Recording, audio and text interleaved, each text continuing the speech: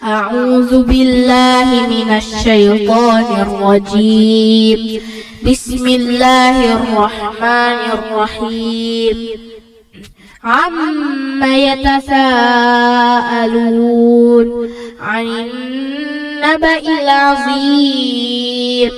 الذي هم فيه مختلفون. كلا سيعلمون ثم كلا سيعلمون.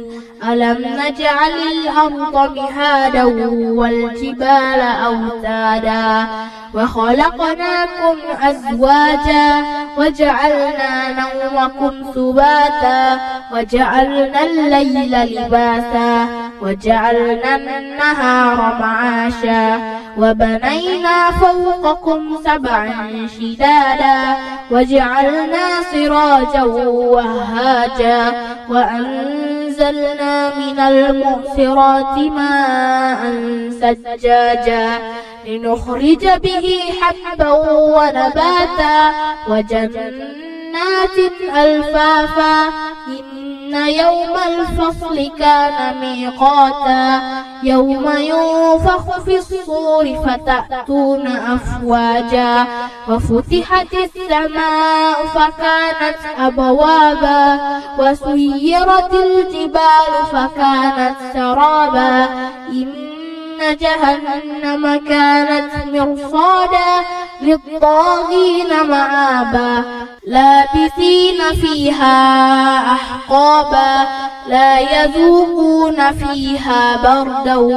ولا شرابا إلا حميما وغساقا جزاء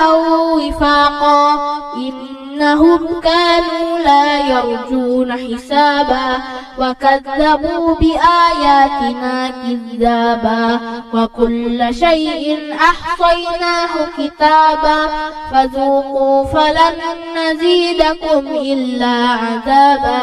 إن للمتقين مفازا حدائق وأعنابا وكواعب أترابا وكأسا دحاقا لا يسمعون فيها لغوا ولا كذابا جزاء من ربك عطاء حسابا رب السماوات والأرض وما بينهما الرحمن لا يملكون منه خطابا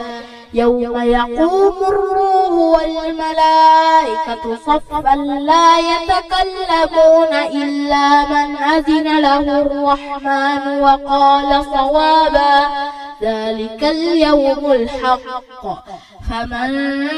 شاء اتخذ إلى ربه مآبا إنا أنذرناكم عذابا قريبا يوم ينظر المرء ما قدمت يداه ويقول الكافر يا ليتني كنت ترابا صدق الله العظيم.